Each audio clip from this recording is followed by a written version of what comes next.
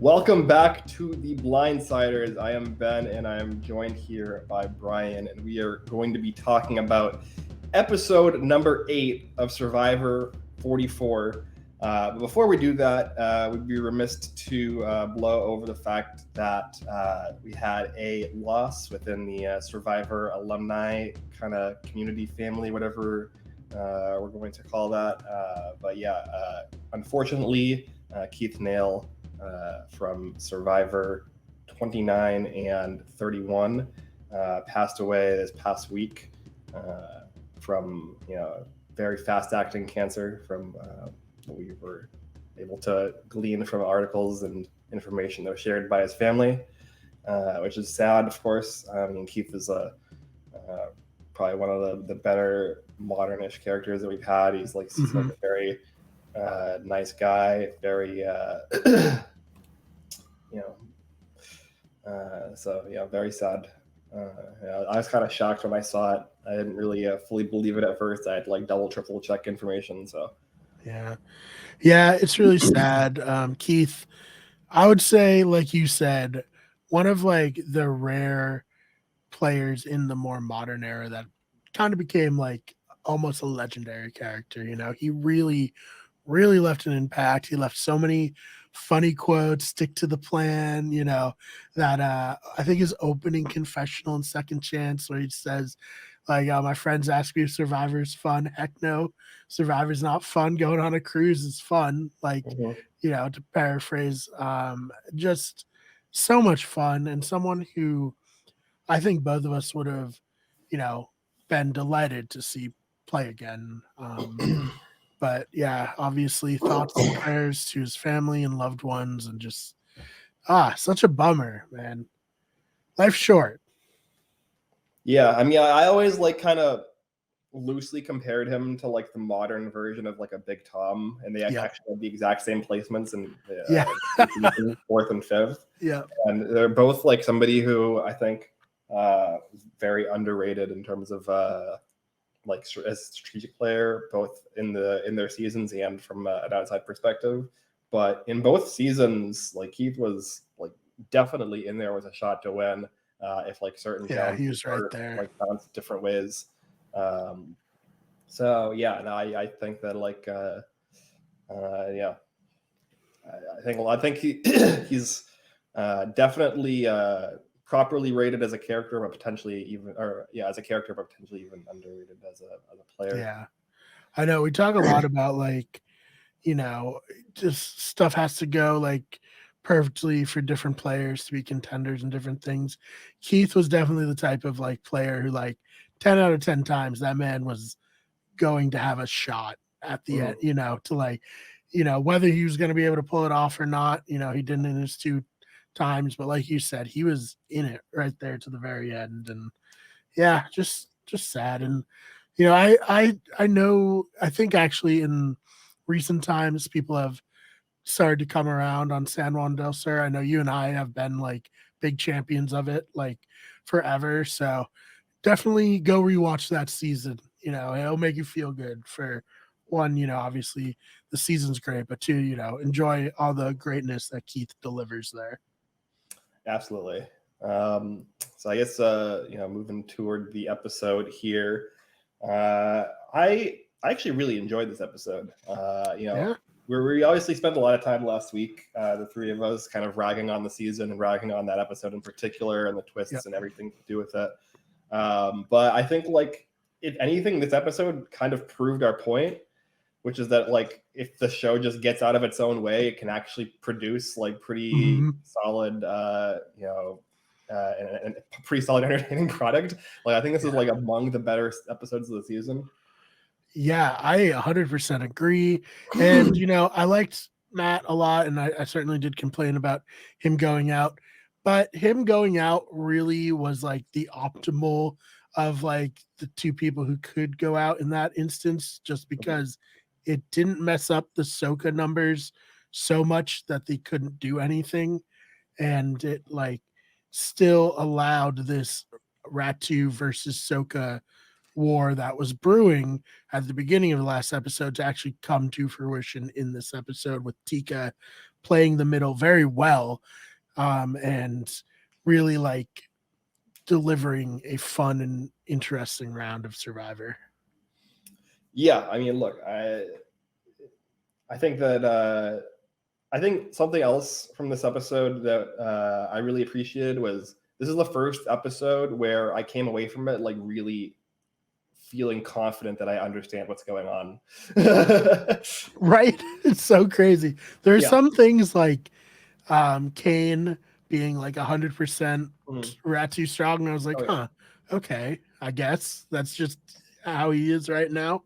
Didn't realize that, especially in the last episode where it really didn't focus on him much. Like he didn't really seem to care what was going to happen to the other Mhm. Ratus, where it's kind of surprising to see him be like, yeah, Ratu's strong to the end. Also, poor Kane. He got Matt's bottom third in this episode. I saw that. Yeah. That's tough. Yeah. I mean, I guess at least we finally are hearing some of his strategic thoughts because before this Right. episode, we really haven't, like you said. Even if like even if the show is trying to make us think that he's the guy that got eliminated. Right. But yeah, no, I appreciated that we got a lot more of Kane's thoughts. I also appreciated that we kind of got like a rehash of Heidi's thoughts because before like last week we really didn't get anything from Heidi, and then last week was like kind of a train wreck for her, and this week was also kind of almost a train wreck for her in a lot of ways. Starting with her being like, "Oh well, you know what? I did what I could. I couldn't have saved Matt," which may or may not be true. We obviously spoke last week about how we think that she could have at least tried we better. think she could have. Yeah. We're not 100% sure of all the, twists and like fine print, but there seemed to be an avenue to her saving both of them. But Yeah, well, I think after this episode, there might be more of an argument to make that like Jam Jam would have still allowed Matt to get voted off over him, even if like Heidi had made that play. So like I'm not 100% sure it would have worked, but it at least would have been a better chance.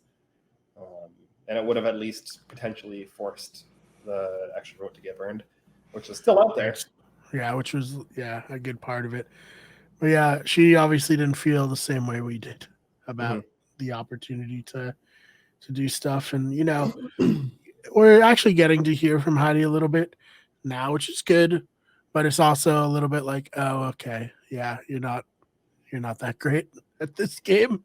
Yeah, it seemed like a lot of the times that Heidi was on the screen, and again, last episode and this episode, it was like them showing her doing something kind of not super smart.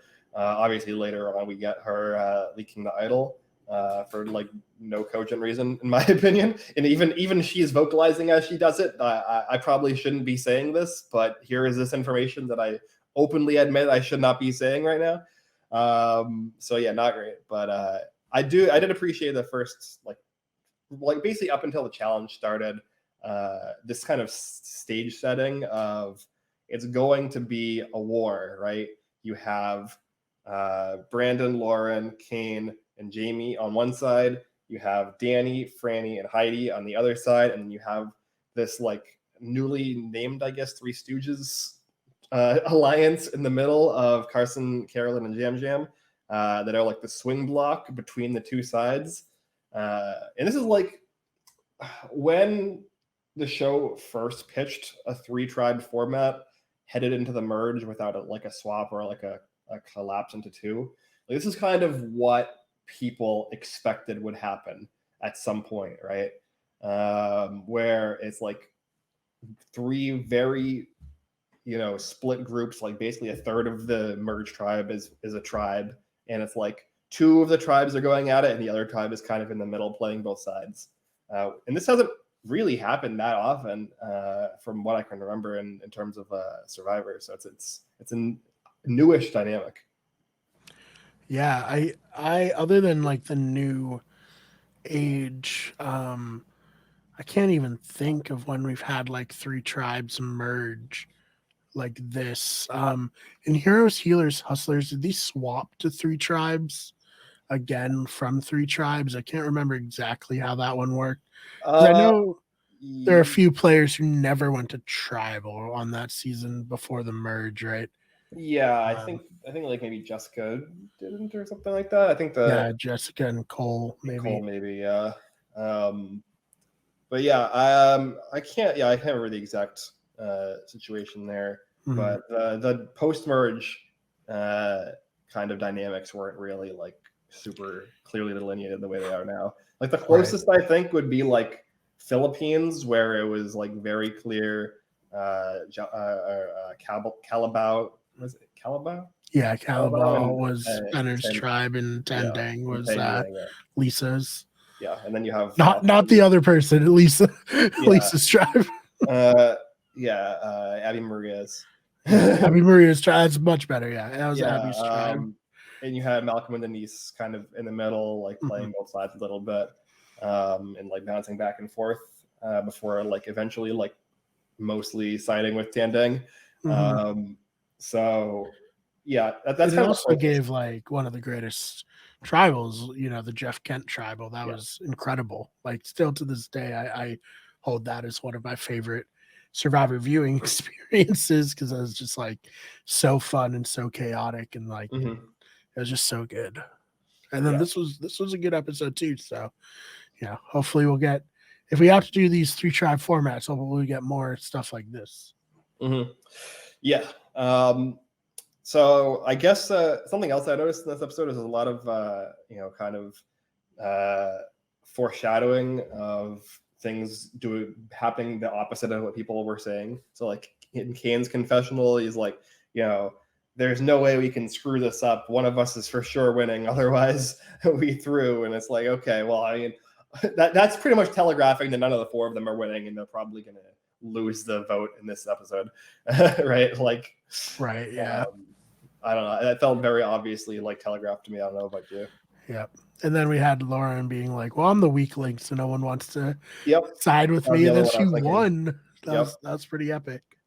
Yeah, it's like Danny's probably annoyed that he gets stuck with me. And it's like, okay, well, they were the last 2 in the immunity. And she won. So yeah, good for her. Shout out Lauren there. I'm glad we're getting more of her too. She's finally getting a little bit of screen time after a lot of just nothing. Yeah, no, I think it's hard because it's pretty clear at this point that Lauren, Kane, and Jamie are losing here, right? Like this was like the episode where all 4 of them lose, like those 3 and obviously Brandon. And so I can understand kind of now why those 3 have been so under edited or like edited, negatively, because like they are kind of like the villain tribe almost. They're like being painted that way for the narrative. So yeah, as opposed to you have like Heidi, who's shown negatively in terms of like making strategic decisions, but positively as a person. And you had like this whole confessional and scene at the start of the episode with Franny being like really humanized over Matt being eliminated. And then obviously like the 3 Stooges alliance in the middle is like the fan favorites. Everyone loves them, right? Like, they're so popular right now.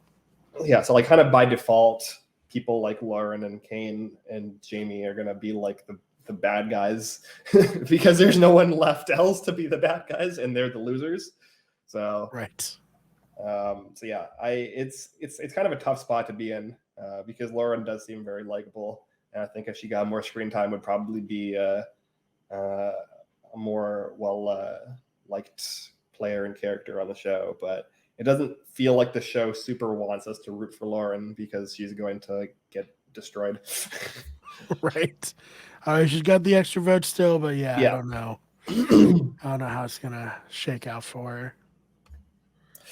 Yep. So I guess the next thing to discuss is what were your thoughts on Brandon in particular? Obviously, I think Brandon ends up being eliminated, so we kind of have to dissect his decision making to see if he made any mistakes. But the second that I saw Brandon telling Danny and Heidi that like, oh, the vote is on Franny.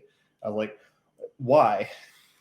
At season 44 of Survivor, why is this necessary when you have 5, 6, 7 votes already? Yeah, that was a mistake. I don't know if he thought like, hey, Danny, we shared lunch together. Like we're tight. Obviously, we broed down. We talked about tattoos. Like, I don't know. It seemed unnecessary, especially if they were concerned that one of those 3 could have an idol. I did listen to some of his exit interviews, and he said he was concerned that one of them either had taken Matt's idol, if Matt really did have an idol, or had the idol for real. So it seems like especially egregious that he would just like tell them where the votes are going. And he almost got bailed out, but by Heidi messing up, like it almost like spooked Danny enough to not vote for or not play his idol for Franny. So yeah, not great showing for Brandon here tonight, that's for sure. Yeah, I think that we also got the information that seemed to not really go anywhere from Matt before he was voted out, where he's sharing with the tribe, oh, based off of this fake idol information that you're giving me, Brandon, I think that my idol is fake and that Danny probably has the real one. So it's like, right. It's not like the information wasn't potentially available to Brandon. Mm-hmm. So it's just whether or not he believed it. And I don't really know what happened. No, yeah, of course. But I mean, somebody like,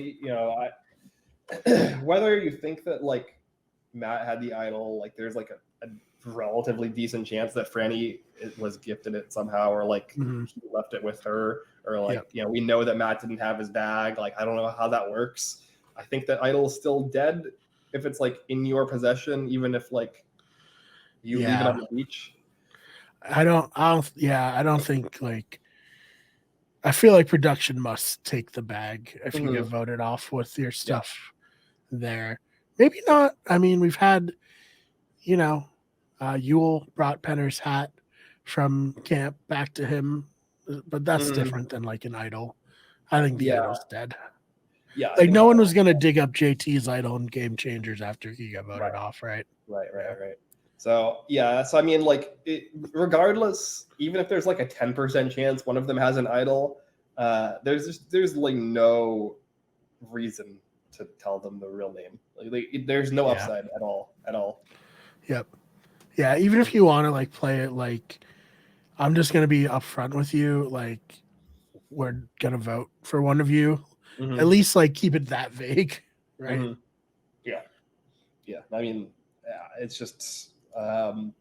when I heard that, I was like, my mind was already racing. Like, oh yeah, I think that Danny might give Franny the idol, and then like cut to the next scene.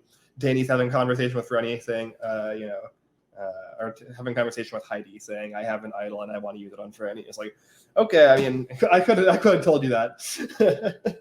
Yeah, it was not good, but I will say, if what I think did happen, then I'm very impressed with the 3 stooges on this vote. Carolyn voting with Soka to kind of like, I feel like play up the like, oh, I don't really know what's happening. I'm kind of out of the loop. And then the other 2 voting with Ratu, despite knowing that an idol was coming back onto the vote. It really just lends credence to their like, oh, we're not even together. We're just like, trying to get through, where in reality, they seem to be a tight-knit 3. Yeah. I mean, do you think that they're going to be upfront about who voted for who? Because I think that there is a world where like all 3 of them try to claim to be the 4th vote if they want to play that way. But it is possible, yeah. That seems kind of weird because like they're going to come through as a block anyways. So it's like, I don't know. Yeah, I think they'll probably just, to try to save face with the remaining Ratus, they'll be like, oh, we tried. Like, I don't, the idol, that sucks. Where it felt like that they knew that this was going to be the outcome going into tribal, and they weren't that worried about it.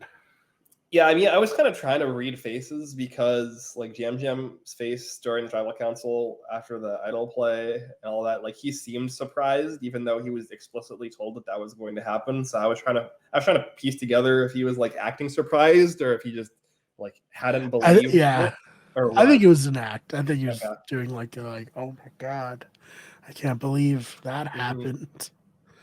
I don't know. I don't know why people do that. I feel like in those kind of tense moments, nobody's really looking at other people's At faces. you, yeah, Yeah, yeah, it's I like agree.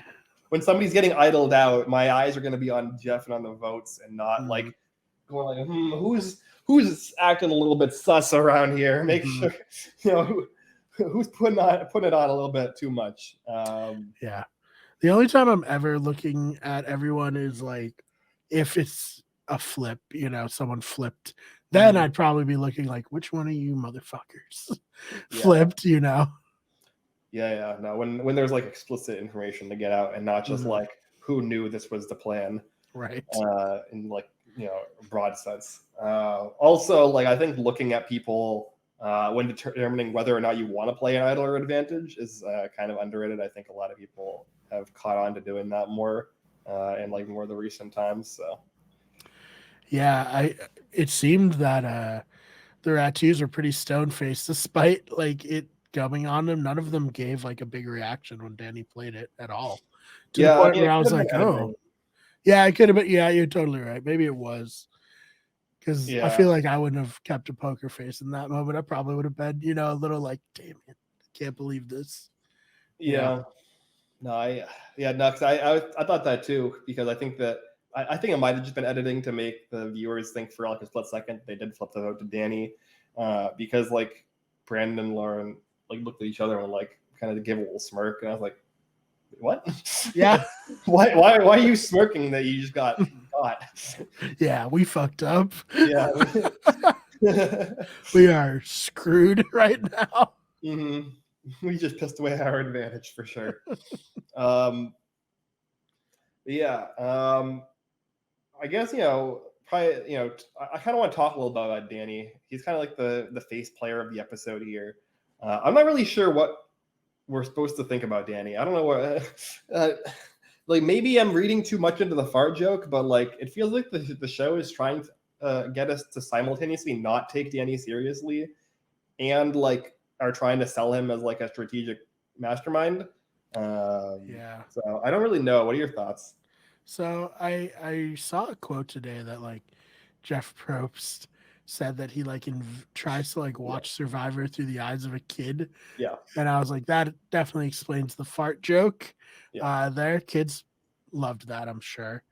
Um, but I think that's kind of a fool's errand. I mean, we watched Survivor when we were kids, and we loved the show, and it Mm-hmm. wasn't, it didn't have many fart jokes that I can recall, anyways. But I certainly wasn't watching it for fart jokes. no, no. So that was a weird moment. Um, I do feel like there's a good chance that Denny could win this season. Um, and maybe that's why Jeff likes it so much because he's like a mini, Tony. He's like goofy. Mm-hmm. Um, but yeah, you're right. It is not like necessarily consistent on what the show wants us to think he is. And then I don't know if you watched the preview for the next episode, but I got Tony vibes. He's running through the forest looking for idols. So I think there's been a long uh, road of clonies of Tony clones Clones, that yes. that they've tried to put in front of us. So we'll see if Dan can rise above, the likes of Joe and Joe. War Dog. Yeah. You know, Yeah. I mean, I would say at this point he probably has, right? Like right? like this wasn't like the flashiest or most incredible move ever, but like Mm, it's still ballsy to like play an idol for somebody else when votes could easily land on you instead. mm, Yeah, I appreciate moves like that. I do think it was correct. So I agree. I mean, it is ballsy, dude. Like every like fiber of your being has to be like, no, just play it for yourself. Like, Mm-hmm. just save yourself. So tons of credit for him for just going for it and keeping Franny safe there. Mm-hmm. Yeah. So I guess now we're in a very interesting position where we have like basically 3 groups of 3. I know it's fun. It's an Yeah. interesting spot. Yeah. So I just we haven't really seen anything like that before. So I just don't know how it's going to play out. I almost seem I almost hope, like, I think it's kind of I don't think this is going to happen, but I think at some point they have to realize that the Three Stooges in the middle are like going to win the game. Right. So I almost feel like there has to be like a turning point where the two sides come together and target, like Carson, Jam Jam, and Carolyn. You would think. I guess it would depend on how good the remaining Red 2 players are. Mm-hmm. I don't know if any of them have stood out. I think Lauren's probably the best of the 3, but Kane hasn't really stood out as any gamer at all. And every like time Jamie, tries to like posture, it feels like the show wants you to not take her seriously, So, we'll see what happens. Obviously, Lauren has the extra vote that gets more important each round. She gets further, but that Tika 3 is really, they're really playing the game well. Yeah, I mean, this is like, we've seen kind of glimpses, like we said, with Denise and Malcolm and other pairs that have played the middle. Right. But having a trio play a middle like that, it just seems so hard to manage, like long term. So I'm very curious to see how it plays out. Me too. And like you said, they are huge fan favorites. So that could also be another. I'm always trying to figure out why people speak highly of seasons and whatnot. So I was like trying to judge the players and potential outcomes. And No, I mean, yeah, I think like them being the final 3 makes sense, right? Yeah. For like why the season would be hyped up. Like that kind of fits the bill for like the promise of the season being like, more palatable, or like, having like a better narrative or a better ending, which is something that Jeff has said, or like implied at the very least. So I think that's kind of like what I expect at this point. Yeah. I hate the idea that there has to be like a good person to win. You know what I mean? I mean, I think that like any winner can be a good winner if you like sell the story, right? I think the only reason that certain winners get like get negative, press from the audience is that the season doesn't do a good job selling you on the winner. Right.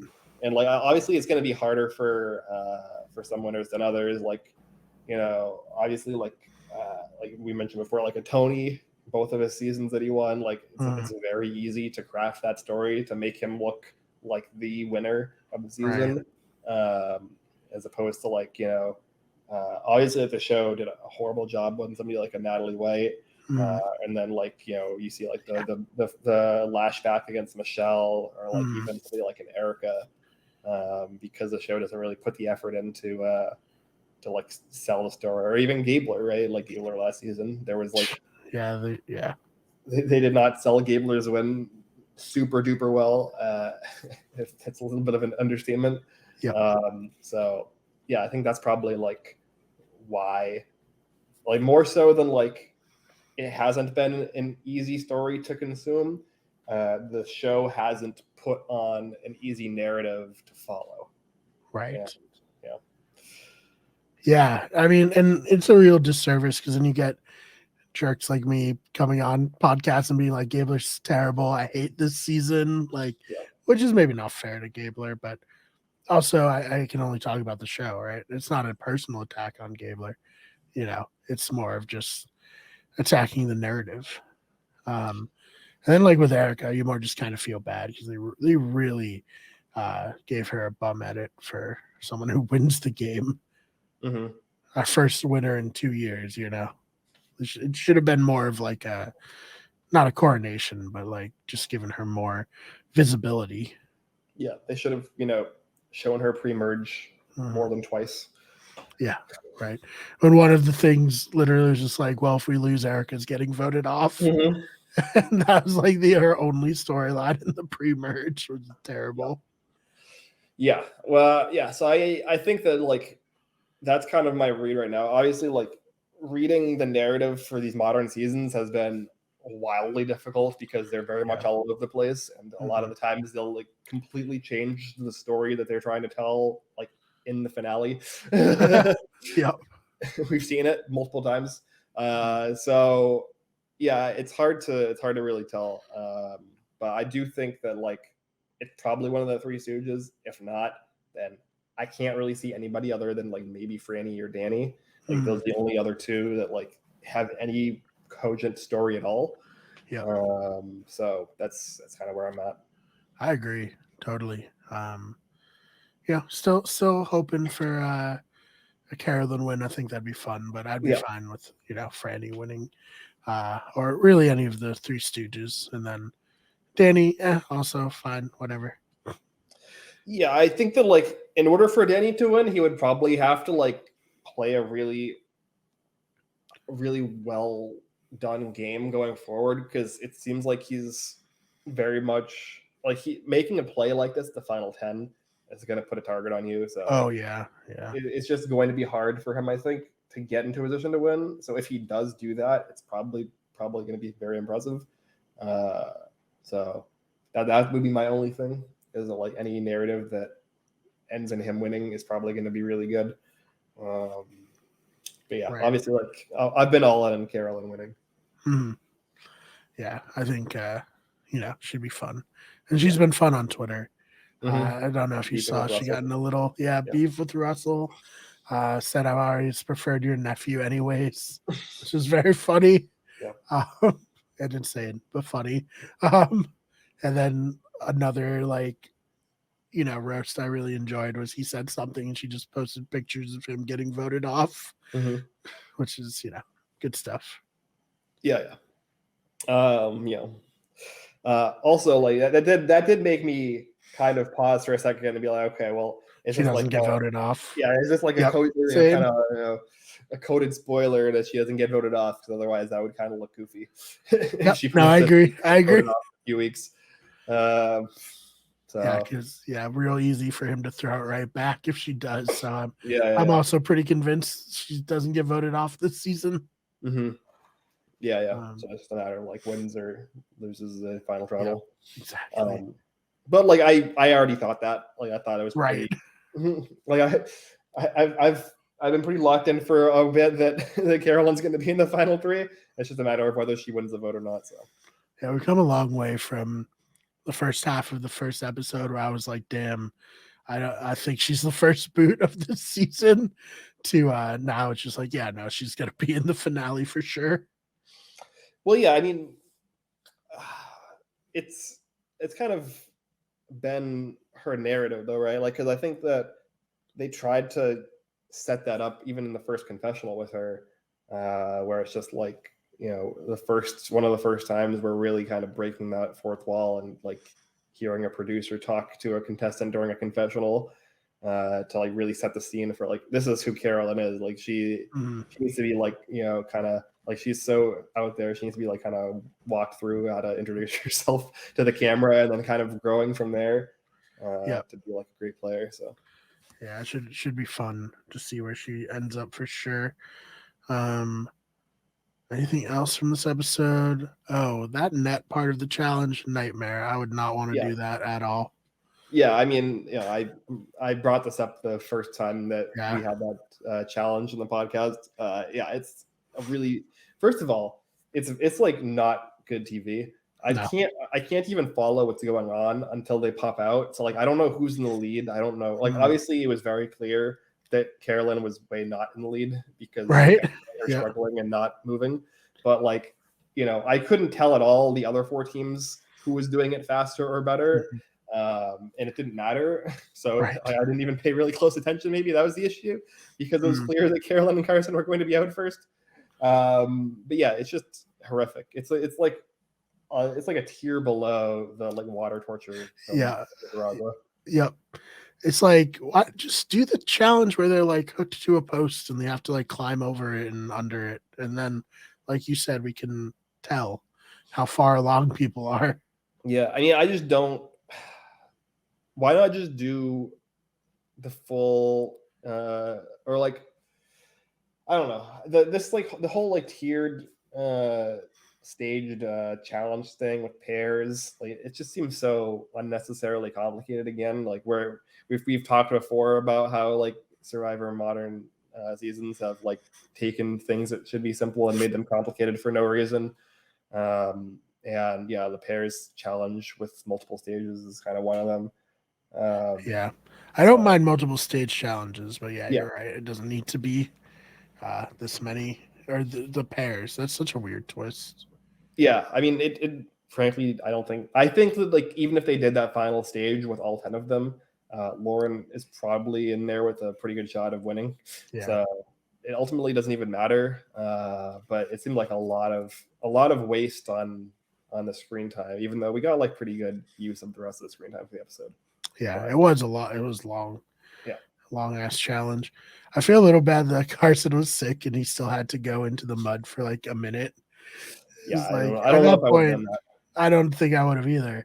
I'd have been like, Carolyn, like, we're not gonna win, right? Like, Yeah, I it's mean, like when they're like basically pulling the planks out of the sand Yeah. and he's like running in, it's like, yeah, okay, well, this is just not. This is just stupid.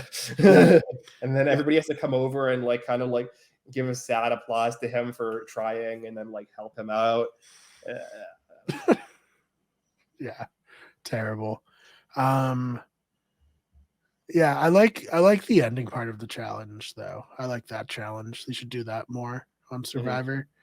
The coach memorial. The martyr approach. Yeah, after he Yeah. martyred himself for no Yeah. reason, and then he hurt his back on it. Yeah, I think it's a great challenge. Yeah, the goo. Is that what it is? Yeah. Goo. Oh man. Yeah. I guess they just didn't want to build more stalls. I 100%. Well, that's the thing, right? Because like it can't be harder to build 6 more of those than the entire rest of that challenge. You would think not. So I don't know. Like maybe they just didn't want, because they have fallen into a pattern of a lot of post-merge challenges in the modern era being endurance. Yeah, so maybe they didn't want another pure endurance challenge. That's fair. Yeah, even like, before we this actually one, can't do any of the puzzles we planned because Carson memorized them all. So we have to do these weird challenges. Yeah.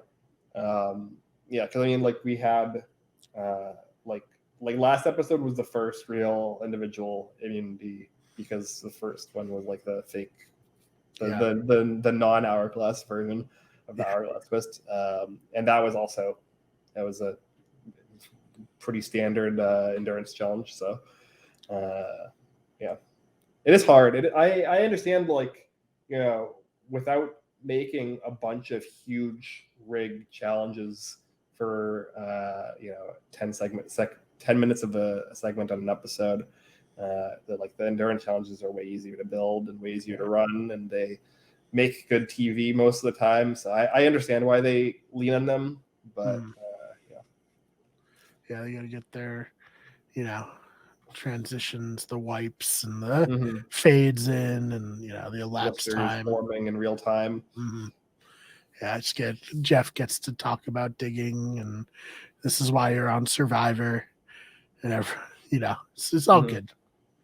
Yeah. So is now the least amount of advantages and idols that have been in the game in like the modern era, other than like at the end of the game? I feel like it's got to be. It's only 2 things, right? It's just Carolyn's idol and then the extra vote. I love it. That's that music to my ears, Ben. Yeah. It seems like they're reintroducing an idol, but still. Yeah, presumably there's a merge idol at least out there. right? So we'll probably get one more idol. Probably get one more dumb twist under a bench or something at a reward challenge. But yeah, for now, I love it. I love the idea that there's not too much. It's much better than like, oh, knowledge is power failed. Just throw it back in there again. I am very glad we have not got knowledge is power yet. Knock on wood. Hopefully it does not come. Hopefully they finally realize that it's a cursed advantage that even like no matter how OP it is, it's like gonna get fucked up.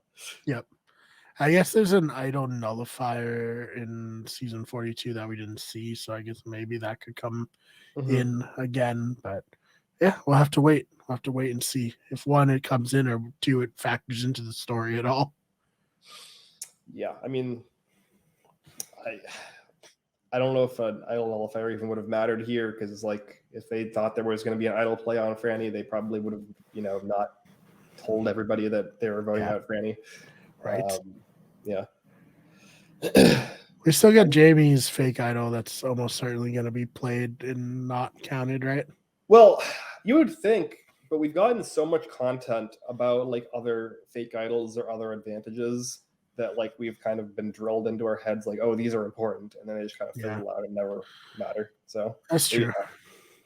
Yeah. I don't know. I guess I don't know. I don't really have anything else. I guess if you were in Yam-Yam's or Jam-Jam's position, would you have, if you were going to vote with that side, would you have spilled the plan, or do you think this is the best of both worlds, where he gets to vote with them and the idol gets flushed and he still is in the middle with 3 on each side? So like I think it is, and I think that was what his intention was. Okay. Yeah, I think I think he's a smart player, so I think he probably did see this as the optimal way for it to play out. Because really, realistically, it doesn't help him that much for Brandon to be there, right?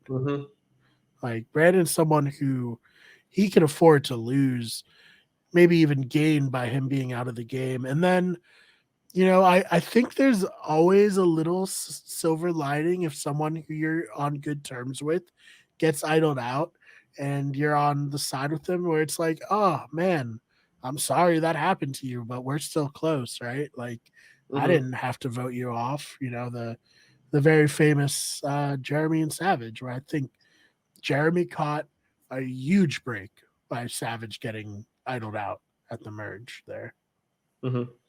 Yeah, and having like one of the first people on the jury in there to like kind of advocate for you as well, potentially, definitely helps a lot. I'm not saying Savage would have held a grudge if Jeremy had to blindside him or anything. I'm not saying he wouldn't have either. Yeah. It certainly wouldn't have been as smooth, probably. No. I guess that's it, really. I mean, I think it was a really good episode, but I think it was also, it was straightforward, but not boring. Yep. Which hopefully the Survivor producers realize that we like that, This is great. This is why we watch Survivor, for interesting interpersonal dynamics, not for scavenger hunts and for keys in the woods. You can have straightforward votes that are still interesting and still like dynamic and still like make you think about like whether people made the right decision or like where things are going to go next, or like, it's actually almost better for them to be straightforward, because then you actually know what's going on and are able to speculate in like a way that makes sense. Yep. Also very interesting for Brandon. I don't know off the top of my head, but there's got to be a small group of players who have saved themselves with an idol and then got idled out later, right? I thought that was interesting. I don't know. Maybe no one else does. Yeah, maybe he's the only one. I don't know. I can't think of anyone off the top of my head, but if you're listening or watching and please let us know in the comments, because that's live by the idol, die by the idol. Fun. Oh man. All right. Well, anything you want to promote, plug, anything like that? You can find me on social media at Ben Sharon, but I don't really use social media anymore. Yeah. I can't. I don't know. Yeah. I will say, like, I've been souring on Twitter and using it less and less, but it was a fun moment today when the SpaceX rocket exploded and everyone was tweeting about Roman Roy to the point where it got trending. That was good. But yeah, other than that, you can follow me on Twitter at the Fake Marr, SPMARR. We have a sports channel where we cover all the major sports, including the Premier League. So not just American. We're cultured over there, as it were. So please check that out. That's where you get sports. Of course, this is Better Radio. Please subscribe. Tell your friends who are also into, Survivor, if you would be so kind. And other than that, thank you so much for listening, and we'll see you in the next one.